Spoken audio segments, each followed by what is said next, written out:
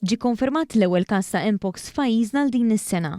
Dan intqal fis-stqarrija mill-Ministeru għas-Saħħa fejn ġie spjegat li dan il-każ li nstab f'raġel ġie trasmess sesswalment u importat minn barra l-pajjiż. F'dan l-istadju il-klejd speċifiku tal-virus għadu ma ġiex identifikat. Ir-raġel jinsab klinikament stabbli u m'hemmx bżonn li jiddaħħal l-isptar. Minkejja dan, il-pazjent ġie iżolat u l-awtoritajiet qed jagħmlu l-almu tagħhom biex jiġu ntraċċati l-kuntatti kollha li seta' kellu biex tiġi evitata it-trasmissjoni.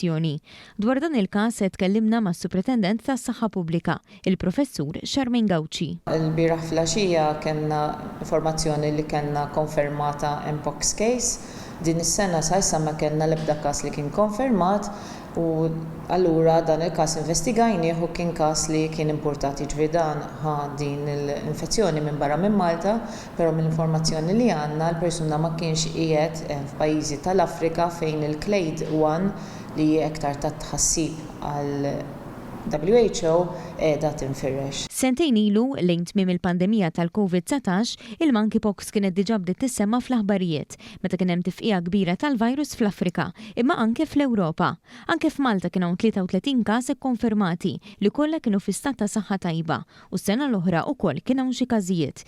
Id-differenza issa hija li fil-waqt li qabel dan kien jittieħed biss mill-kuntatt sesswali, il-varjant il-ġdid jista' jittieħed ukoll b'kuntatt mill-viċin il ma jkunx neċessarjament sesswali.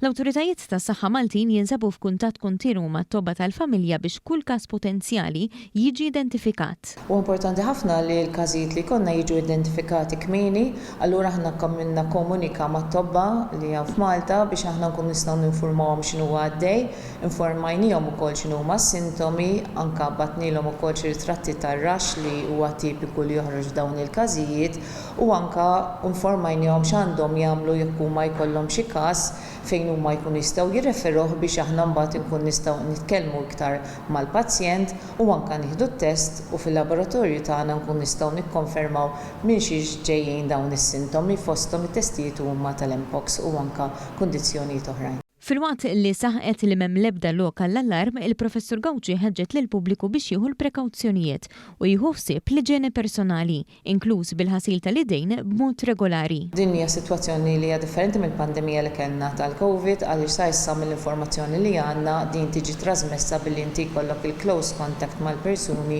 u anke sesswalment.